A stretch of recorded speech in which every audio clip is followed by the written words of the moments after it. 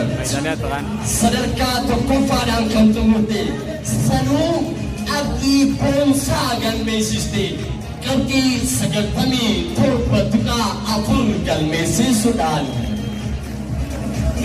eenyu jettan Ikram Mahdi. Ikram Mahdi, Human Resource Management Department.